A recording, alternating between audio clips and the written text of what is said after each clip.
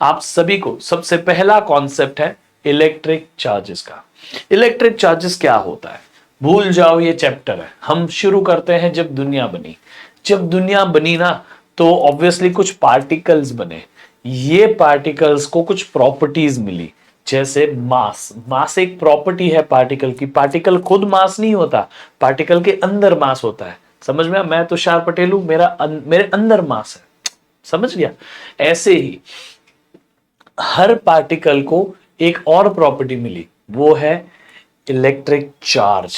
समझा कि नहीं? यही इलेक्ट्रिक चार्ज की वजह से उसको इलेक्ट्रिक फील्ड बनाने का मौका मिला।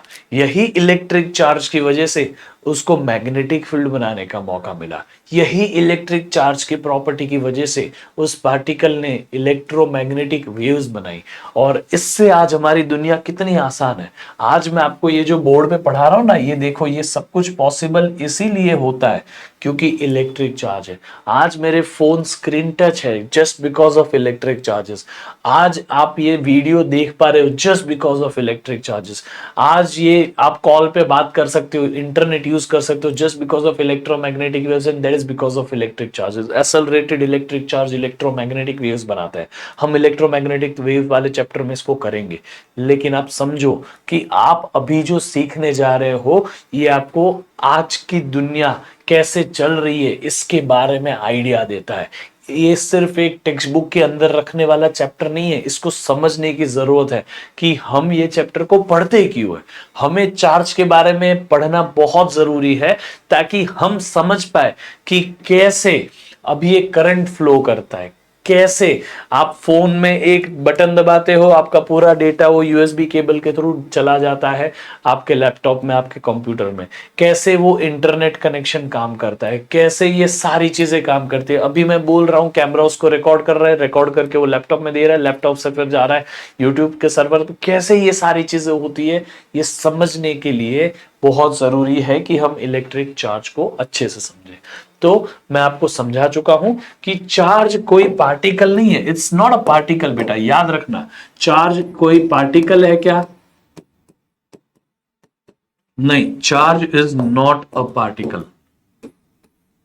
चार्ज कोई पार्टिकल नहीं है। इलेक्ट्रॉनिक चार्ज है? नहीं। प्रोटॉनिक चार्ज है? नहीं।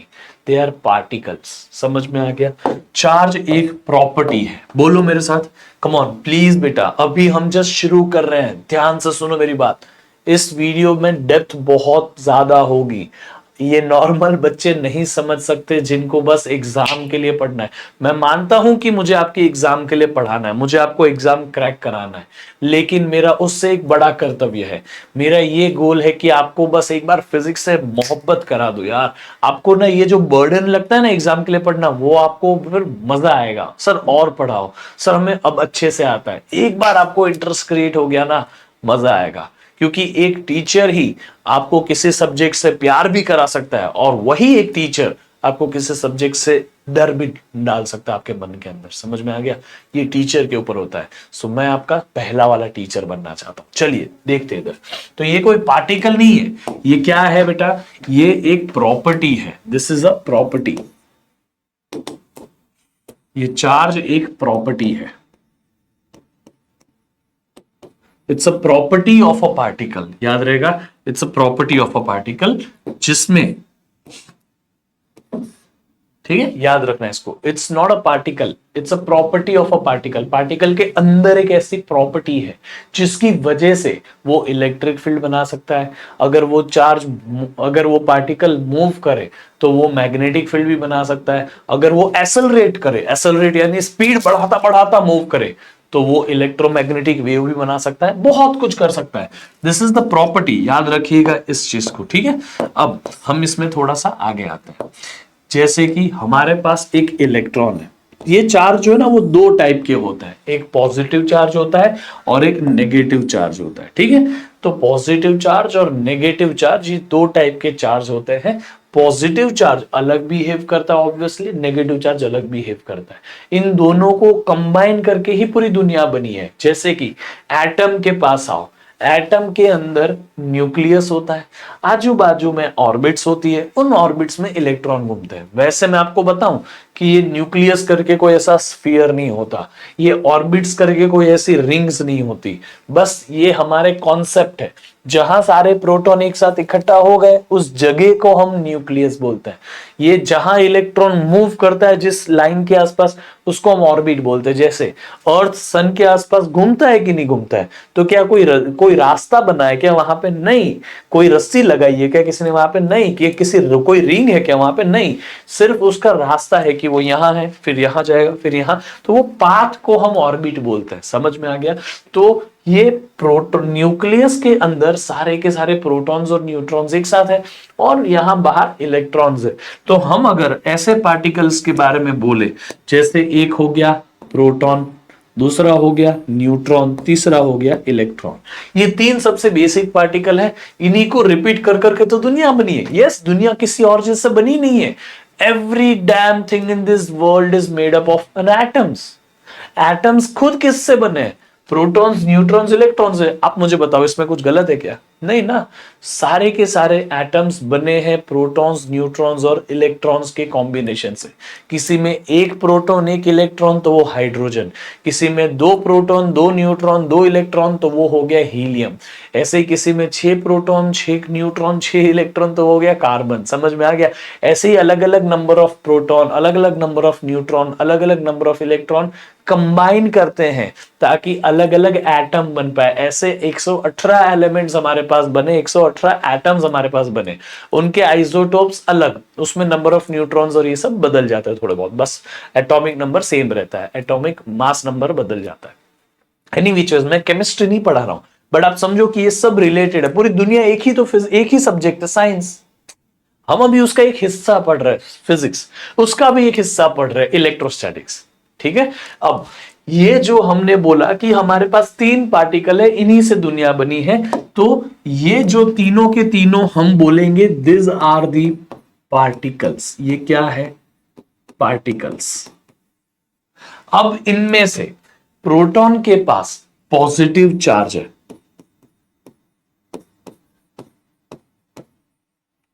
इनमें से न्यूट्रॉन के पास कोई चार्ज नहीं है, नो चार्ज। इनमें से इलेक्ट्रॉन के पास नेगेटिव चार्ज है। समझ में आ गया?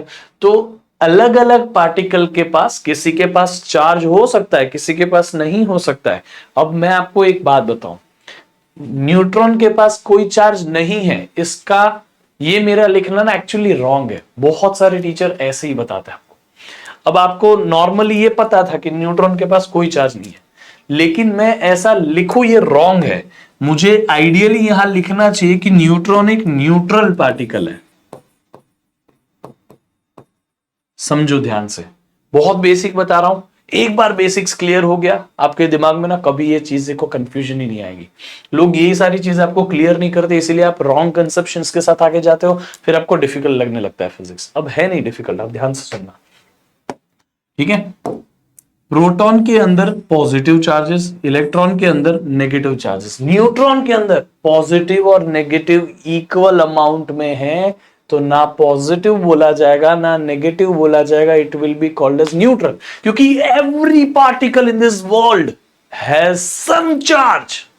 हर पार्टिकल के पास दुनिया में चार्ज है, जिनसे हमारी दुनिया बनी है, जिनको हम फंडामेंटल पार्टी, जैसे electron is one of the fundamental particle, ऐसी पूरी फंडामेंटल पार्टिकल्स की लिस्ट है। अगर आपको ये पता है तो अच्छी बात है, वरना मैं मॉडर्न फिजिक्स में बताऊंगा कि there is a list called as fundamental particle. उन हर पार्टिकल के पास कुछ तो चार्ज है, किसी के पास पॉजिटिव किसी के पास नेगेटिव।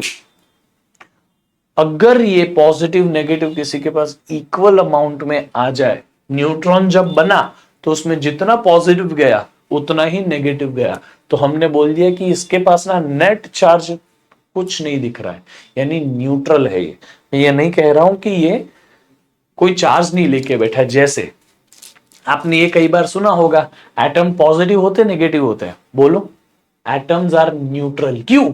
एटम में तो प्रोटॉन्स है जो पॉजिटिव है, एटम में तो इलेक्ट्रॉन्स भी है जो नेगेटिव है, लेकिन क्योंकि प्रोटॉन्स और इलेक्ट्रॉन्स इक्वल अमाउंट में है, प्रोटॉन्स और इलेक्ट्रॉन्स के पास सेम अमाउंट ऑफ चार्ज है, तो हम बोलते हैं कि एटम्स आर न्यूट्रल।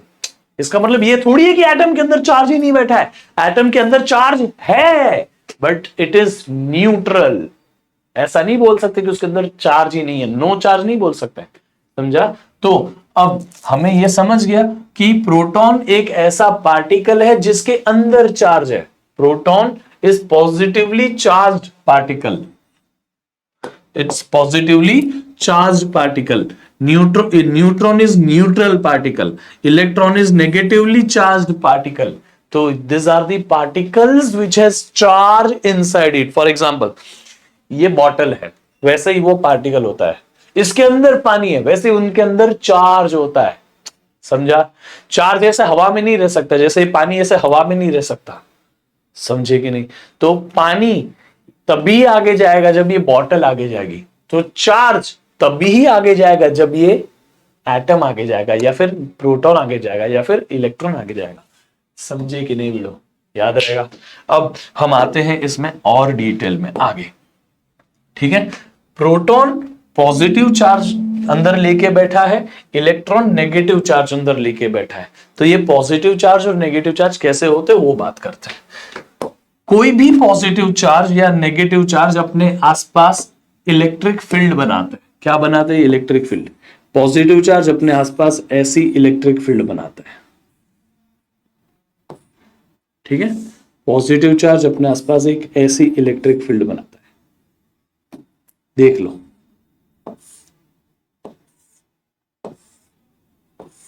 ऐसी हर पॉजिटिव चार्ज अपने अंदर से ऐसी निकलने वाली फील्ड बनाता है, ठीक है? ये क्या है मैं उसके बारे में आपको डिटेल में थोड़ी देर बाद बताऊंगा, लेकिन क्या आपको समझा? अब ये इलेक्ट्रिक फील्ड ना पॉजिटिव चार्ज से निकलती है, इसलिए एरो ऐसे बनाने के,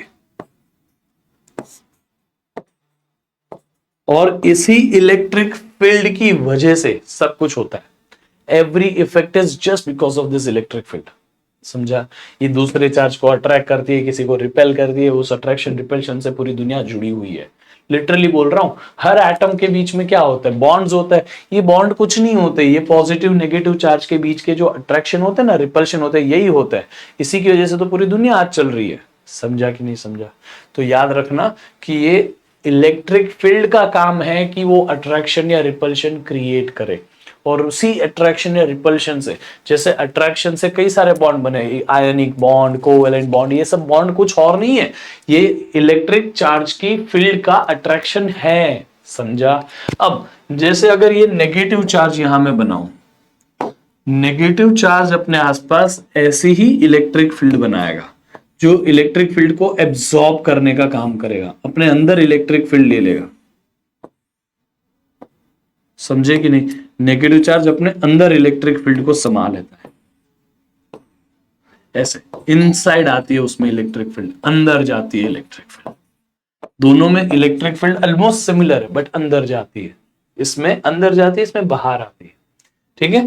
दूसरी बात, अब ध्यान से देखना, चार्ज को हम Q से रिप्रेजेंट करते हैं। कैपिटल Q भी चलता है, स्मॉल q भी चलता है, इन दोनों में से किसी में कोई प्रॉब्लम नहीं है, ठीक है?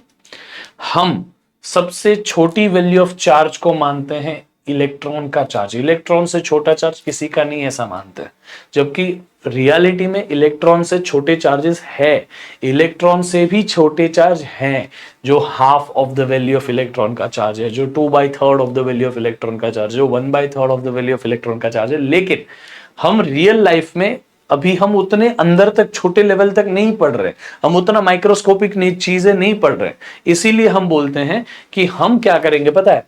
दुनिया में जो भी चार्ज की गिनती करनी ना, नंबर ऑफ इलेक्ट्रॉन के टर्म्स में करेंगे। ऐसा क्यों किया? क्योंकि एटम के अंदर न्यूक्लियस है, न्यूक्लियस में प्रोटॉन है। अब ये प्रोटॉन जो है ना, वो सारे के सारे न्यूक्लियस के अंदर ऐसे बंद के बैठे हैं, वो प्रोटॉन हिलने नहीं वाले अपनी जगह से, वो बाहर इजीली नहीं निकलते। प्रोटॉन्स को रिमूव करना, अपने एटम में से निकालना बहुत मुश्किल टास्क है। अगर आपने किसी एटम के अंदर से, उसके न्यूक्लियस के अंदर से प्रोटॉन्स को निकाल दिया, तो मतलब मान लो कि वहां न्यूक्लियर बम फटा है, न्यूक्लियर बम, हाइड्रोजन बम, इनका कॉन्सेप्ट ही ये है, समझा। तो हमारे लिए ये चीज समझ चुकी है हमें कि भाई ये एटम जो है ना, उसके न्यूक्लियस में से कुछ नहीं निकलेगा। अब निकलेंगे कौन से इलेक्ट्रॉन, कौन सी चीजें निकलेगी, तो भाई ये जो बाहर आराम से घूम रहे ना, ये निकलेंगे। ये कौन है, इलेक्ट्रॉन्स है। तो हमें ये चीज रियलाइज हो गई कि एटम में से इलेक्ट्रॉन आराम से बाहर आ सकते हैं, और यही इलेक्ट्रॉन अपनी एक जगह से दूसरी जगह जाएंगे तो करंट फ्लो कर जाएगा। यही इलेक्ट्रॉन एक्सेलरेट करेंगे तो इलेक्ट्रोमैग्नेटिक वेव बन जाएगी, यानी कि इलेक्ट्रॉन ही सारा खेल खेल रहे।